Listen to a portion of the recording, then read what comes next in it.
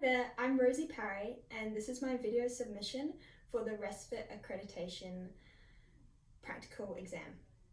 So I will be testing Serena Foot, the fit test using a tight-fitting half-face respirator, and I will be using the quantitative condensed nucleotide count method. I'll be using an AccuFit counting machine, and so I'll just go through the principles of the fit test method I'll be using. So the way that the fit test works is that it measures the amount of aerosol particles in the air, and then also measures the amount of particles within the breathing zone under the mask of the wearer, and it compares the ratio of the two amounts, and it gives us a fit factor. The fit factor can then be measured to determine whether the mask passes for the regs. So we need a fit factor of 100 or more for any P2 half-face respirators. So that counts for disposables and reusable half-face respirators.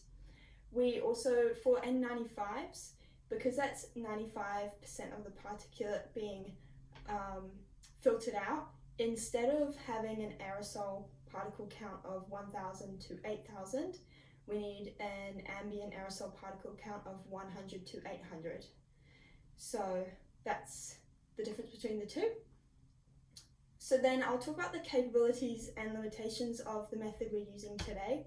So the pros of using the CNC method is that you can use it on all types of tight-fitting masks. So you can use it on disposable half-face respirators, you can use it on reusable tight-fitting negative pressure reusable respirators, you can use it on tight-fitting half-face positive pressure respirators in negative pressure mode, and you can also use it on full-face tight-fitting respirators, which will need a fit factor of 1,000 or more.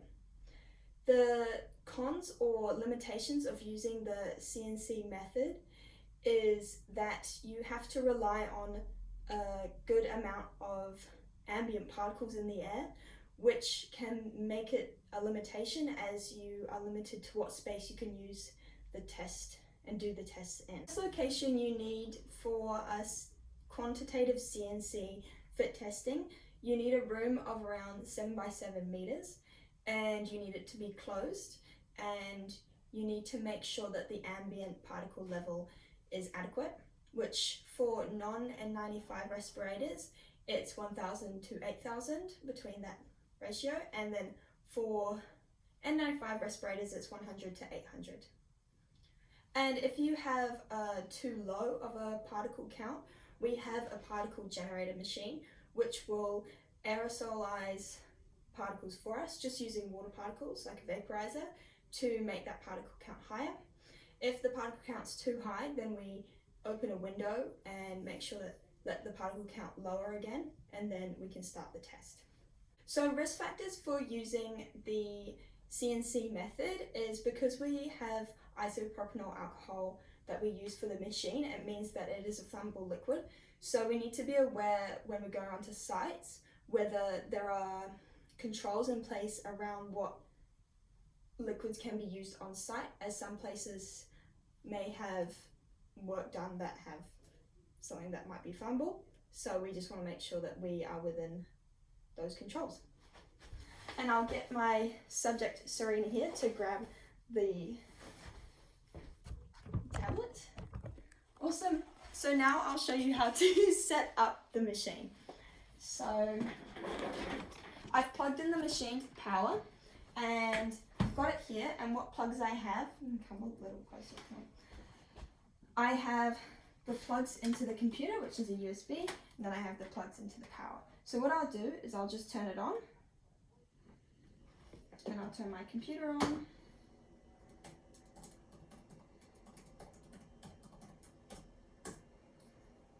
And I've got it set up here. Alright, so I've given the machine time to warm up, and now I've just refreshed the computer to make sure the machine's there. Awesome. So there's the machine. So it's all successfully connected. And the connection is USB and it connects to here, and this connection is to the power plug to have the power going. Cool. So first thing, you want to make sure you have good hand hygiene before you do anything else with the machine. So I just make sure that I have good hand hygiene, as I will be using equipment like the tubing that will be used for the person doing the fit test. Cool. So the first thing is I'll put in the alcohol wick. So the alcohol wick is here so that its purpose is to coat the particles that come into the machine from the mask and make them large enough for the light to detect them as a particle, and then it counts it correctly. Without the alcohol wick, it won't count the particles and it might miss small particles and will give us a false positive result potentially. So that's what we're gonna make sure we're aware of. Also, this machine will tell us when the alcohol is low, which is good. So then we just put it back in the tube with the alcohol inside and leave it for a couple minutes to absorb more alcohol. Cool. And then this is where we put the tubing in. So you can see here it says ambient and sample. So we get our tubing, which is nicely coloured, and we go to the side that has the even cuts, and we'll put the sample as the white on here, and then the ambient is the blue. So you put it right there. Awesome. Set up. You want to make sure, just have a little look, have a little tug, and make sure it feels good. And then you just want to make sure also up here, especially if you're using, this is brand new, so it's all good, but sometimes if you've got older tubing, the tube may be a bit worn at the edges, so just keep an eye on that. Cool. So then I'll just put that there for now. Awesome. What else you'll need for setting up a validation check is you will need the HEPA filter. So that'll be used as your zeroing check. So this is your kind of negative control to make sure that there's no leaks or holes within the tubing or any issues here. So what we do is we'll start the validation check, and you have to do a validation check for any new mask you're testing and for the start of the session of testing. So we've got it here. So we go on to validation check, and we've got minimum particle check. So this is looking at how much ambient particles in the air. So we need a 1 to 800 for N95 or 1000 to 800 for non-N95s. And if it's over 100,000, then there's something wrong with the machine and you have to stop testing. So we'll start that now.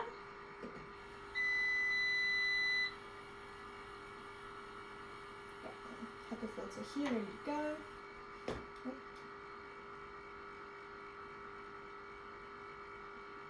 So you can see here the ambient mass sample. You can see the particle check. It's giving me a status of good, which is good.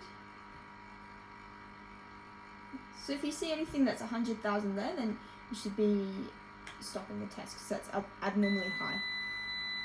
Awesome, so it's good. So now we'll add the zero filter or the HEPA filter. Good, there we go. You want to make sure that's on tight. And that's on, yep, that's all good. And then you can just leave that there.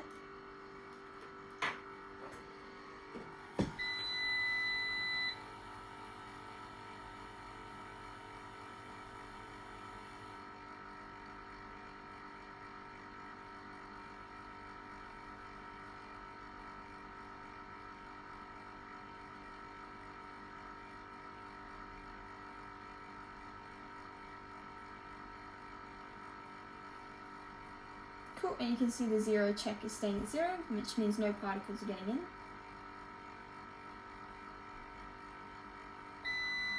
Awesome, now it's giving us our maximum fit factor check, so that's using the ratio between the two.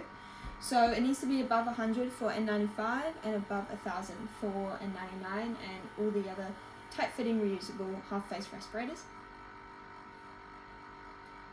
And we'll see that come up.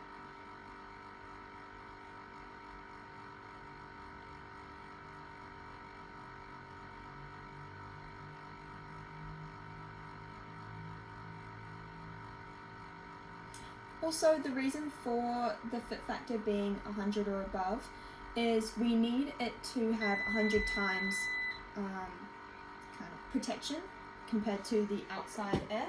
So the inside air will be 100 times cleaner than the outside air. So that's what we're wanting. And that makes sure that what the mask is doing is it's giving as much protection as it can, and if it's fitted, donned and doffed correctly, then it should give that level of protection. Cool. So that's a pass, so that means we can continue with the test. So now we'll start the fit test. I'll show you how to correctly set up and prepare a disposable half-face mask, as well as a reusable half-face type fitting respirator for the fit testing. So firstly, I'll start with the disposable. You want to make sure that you've hand sanitized, as hand hygiene is very important. Cool. Awesome. Alright, so then what I'll do is I take out the mask. Cool. And I'll just put it here for now. And what you want is, I'll show you how to set up the pins, because what you'll do is you'll pin it so then you can put it through the tubing. So you grab the bottom pin, and you can come have a look at them. They're like these pins. And I'm using this kind of stamper machine to do it. And then you want to grab a top pin.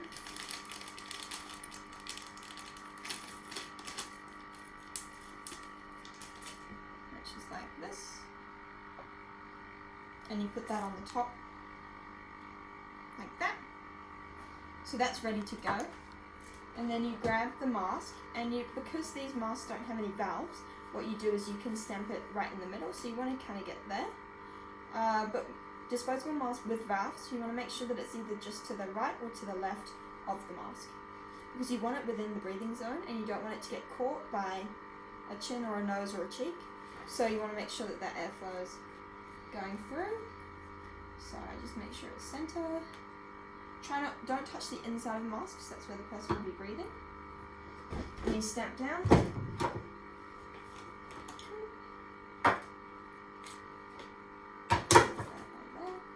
There we go. It's a little bit high, but that should be alright. Cool. So then when you're placing it onto the machine, you just want to grab the white tubing and just place it on. You want to make sure that it's well on there, that it's not going to fall off mid-test. And then when explaining how to place the mask on the face, you want to make sure that you kind of cup it, and you want to bring these two flaps up, bring this strap over the top, like so. You want to bring the bottom strap over your head, so then it's just below the ear, and then the top strap over your head, so it's just on the temple. Place the mask on your face, you put this below your chin, and you put the nose just above here on your nose. Once you've done that, then you can mold the wire to your nose, where you push down from the top down. You don't want to push up, as you might make a hole here. And then you can start the exercise. But today we'll be using the half-face tight fitting respirator, so I'll show you how to do the exercises for that one. So then for the half-face tight fitting respirator, I'll show you how to properly put on the adapter for the fit test. So this one here is a Sandstrom. So what I will be doing is I take off one of the valves. I just pull it off. There we go. Put it over here. And then I want to make sure that you get the tubing just underneath, in between there. So you got the tubing here. So you want to make sure that it's a little bit fiddly. You want to get it through there, like that. Cool. And then you just feed it through. Just be careful of the tubing. Nice. And then you just want to make sure that you get that seal. So you just want to grab it around.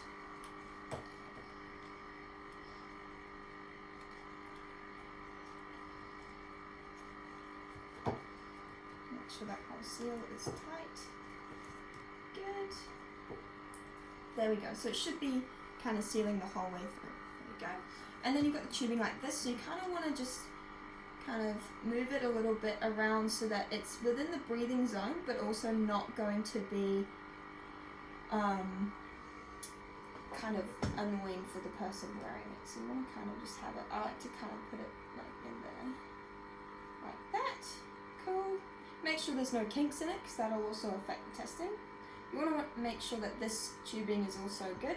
I like to make sure that it's facing down so that when the person puts the mask on and has the tubes connected, it doesn't lose the airflow. So that's when you'll connect here.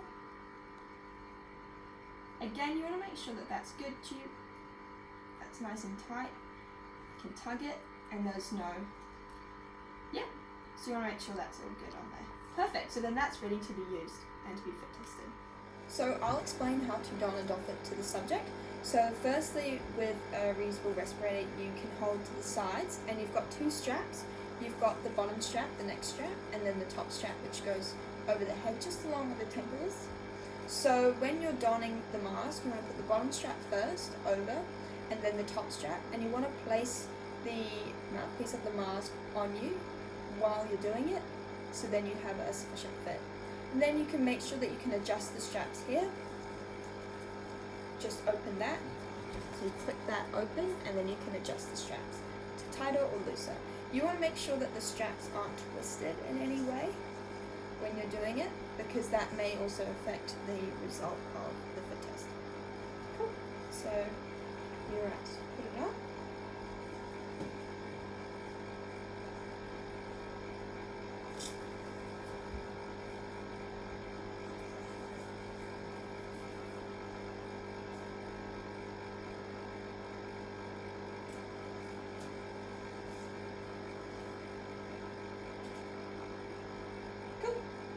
How does that feel? Good. Good? Yeah. So you want to make sure you hold on to the tubing just in case. Yeah. Don't have that's too good. Yeah, like that. Perfect. So you want to make sure that the tubing's held on to, otherwise it can fall out mid-test. So we just want to make sure there's not too much pressure on that tubes. So you want to have a 5-minute comfort period to have a feel for how the mask feels on the face. And while I'm doing that, I like to put in the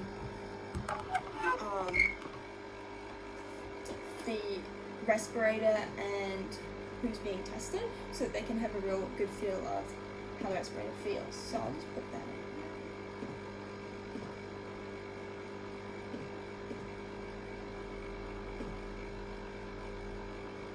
Cool. Awesome. So now we'll start the test. Before we start the test, we also need to do the fit check. So this is something that the fit check needs to be done every time before you start a job while you're in the field using the mask. So you need to make sure that you're donning it correctly every time you use it. So for the fit check, you want to do the breathing in one, which is negative pressure. So you put your hand over the valve, yep, and you try breathe in, and you should see it suction, and then try breathe out. And if you feel any gaps around the face, then it means we have to either adjust the mask or change the mask. Does that feel good? Yeah. And how does it feel to wear it? Good. Awesome. So that means we can start. Before starting the test, you need to explain what exercises you'll be doing, and you have to show them to the person. So the first one is normal breathing. So you'll just be breathing in and out for a minute. And then we'll have deep breathing. So breathe in, out for a minute. And then we will have head side to side. So breathe in and out. Other side, breathe in and out. You do that for a minute. And then we'll have head up and down. So up, breathe in and out. Down, breathe in and out. Cool, make sure that you don't. Yeah, cool. And then we'll have talking, which will come on the machine of what to say. And then we will have a grimace. So you have to do that. Yep, correct. And then you'll have bending over. Bend over, breathe in and out. Stand up, breathe in and out. And doing that, and then we'll have normal breathing. Cool. Alright, so we'll start the test. So we'll get you to stand up, perfect. And just make sure that that's, yep, hold on to that. Cool. You start, so you do normal breathing. Also, with the AIOH, you have the videos here for the person to watch. Other important things which I will mention now. Normally I would be explaining to them how to do the test, but as this is a demonstration video, they'll just be following the instructions here. So other things to also talk about before you start the fit testing for the participant is their medical evaluation. So a medical evaluation should be done beforehand, but you need to have a medical evaluation looking at anything that might affect the test or might affect the person being tested while getting the test done. So psychological and physiological factors. Some physiological factors can be any heart conditions, because you will have more difficulty breathing, so now deep breathing. And also psychological can be claustrophobia, and also asthma is a big one with physiological as well. So all these things will affect how the person, or the eligibility the person has for which respirator they should use. If a person is not able to wear a negative pressure respirator because of asthma or difficulty breathing, then they can also wear a positive pressure respirator, which takes the pressure off their lungs, which is also an option as well. Another thing to mention is how to test positive respirators. So a positive pressure respirator can be tested using this method, but the way you test it is by testing it in negative mode. So you need to turn the battery off, and you can't test positive pressure loose fitting respirators, only positive pressure tight fitting respirators. Other things to mention as well is that a test needs to be stopped if the person coughs, laughs, or anything like that within the test, or starts talking when they're not meant to be talking in the test, because that will affect the result and will make the test invalid. Also, while I'm watching the person being tested, I have to keep an eye on the respirator value and the ambient value as it gets posed at the start and at the end of the test. Also talk about is what to do with faulty equipment. So equipment, especially with the particle count, you can sometimes get a build-up of particles, and it clogs up the water counter. So if you have a build-up, sometimes it's due to excessive condensation within the tubing, so you can replace the tubing. It might be to do with the particle, the machine used to make more particles. So if you've got a low ambient particles, you will use the machine to produce more particles. And if that's too close to the machine, then it can clog up the machine, and it can lead to calibration dates needing to be earlier. So it's best to keep the particle generator a couple meters away from the machine when testing. Another thing you need to be aware of is when to refuse a fit test. So if you have someone with facial hair, then they are likely to fail. So, and they will fail the test because facial hair can be 150 microns in length, which is larger than the particles, which means that if you have facial hair, you won't get a sufficient seal on the mask. So it's important to make sure that they're clean shaven, and if they refuse to clean shave, then they will fail the test, and you can say you can't do the test in that situation. For any tight fitting respirators, you need a sufficient seal. An issue with that is that if you do test them anyway and they pass, that's not a guaranteed pass when you're out in sight, when they're not doing the fit test, when they're just donning and doffing it themselves. So in that sense, you shouldn't really test them if they have any facial hair. Also with equipment, you need to get it calibrated annually, and you need to make sure that you put the equipment away in the correct way. So you want to make sure that you put the alcohol wick in the wick container.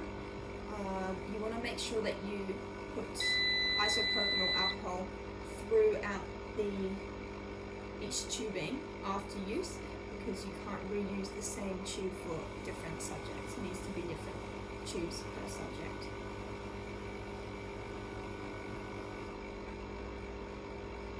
It's also important to mention that for the CNC particle counter, we can't test using gas/vapor filters, as we can only use particle filters.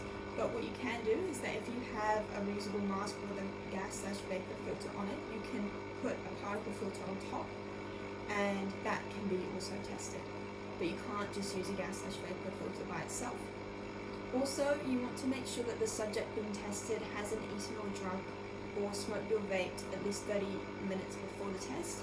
This is because the particles from your food or your drink or from the smoke can be counted as particles that are ambient, and you can get a false positive result. No, a false fail result. Awesome, and you passed. So now you have to correctly doff the mask. So I'll just get you to sit down. Normally you can do this standing up, but because of the screen, I'll have to do it sitting down. So when you're taking off the mask, you want to make sure you hold on to the front, not touching the filter, and then take off the bottom strap and then top strap and then come off it.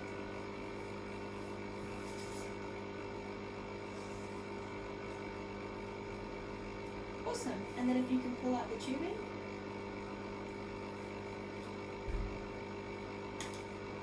Cool. Easy as. So after you've done the fit test, you need to be able to correctly clean it. So what we'll do is I'll get Serena to down. So you just want to wipe the inside. There you just want to be touching. Cool. Awesome. Alright, and then I need to always, as the tester, you need to always make sure you put the respirator back correctly so they can use it for next use straight away. So I'll remove the adapter. You just want to take it out that way, and then you have to remove this tubing. You can't reuse that tubing, and then you want to put the filter cover back on. If you don't do this and you give it to them in 2 separate pieces, they may forget to put it together properly, and that's resulting in a higher likelihood of them not correctly wearing the respirator and can lead to health effects. So we always want to make sure we give back to them so they can use it straight away for next time. And for this test, as you pass, I would recommend that you have passed wearing this respirator. So make sure that the way you don and doff it was the same as we've done today. And always do your own fit check every time you wear it. And make sure to wipe it every time you use it and wipe it after use. Cool? Yep. Awesome. So that's that. Now I'll show you what it looks like on the computer screen. So on the computer screen, it will come up as a pass like this. I'll just find my mouse. That's cool. And then what we can do is we can see the fit test card. So this will be given to the employee. So you can see who's done. So you can see when it expires. You can see what make and model of the respirator that was fit tested. You can see the result that they got as the pass, the fit factor, and you can see what protocol we used to do the fit test. So these are very important pieces of information that need to be on the card and on the certificate. Cool. You also need to make sure that you have awesome, and you can see all the results there. Perfect. So for OSHA, you need to make sure that you pass. You need an overall fit factor to pass, and AIOH recommends that you pass everything, every exercise. So it's there. Awesome. And it won't let me out. And when you view it as a PDF, you have the option for the fit test operator to sign and do the date. So you need the fit test operator to do that every time. You also need the person who's been fit tested to sign as well, to consent and say they've been tested for that particular model and make of the half-face respirator. Cool, and you've just got the name, where they work, the next due. Awesome.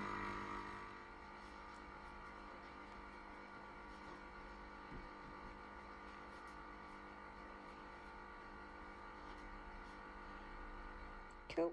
My colleague in this video is completing the OSHA 1910.134 protocol, which consists of 8 test exercises that are conducted for a minimum of 60 seconds each.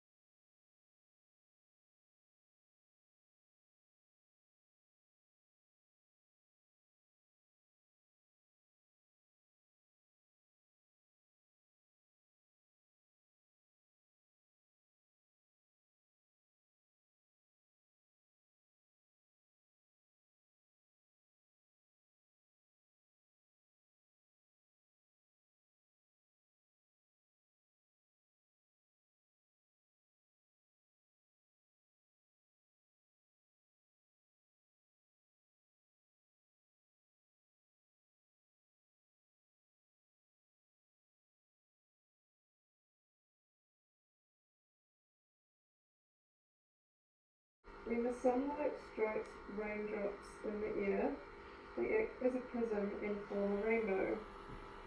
The rainbow is a division of white light into many beautiful colours. These take the shape of a long round arch. With its path high above and its two ends apparently beyond the horizon, there is, according to legend, a boiling pot of gold at one end. People look, but no one ever finds it. When a man looks for something beyond his reach, his friends say he is looking for the pot of gold at the end of the rainbow. 16, 15, 14, 13, 12, 11, 10, 9, 8, 7, 6, 5, 4, 3, 2, 1.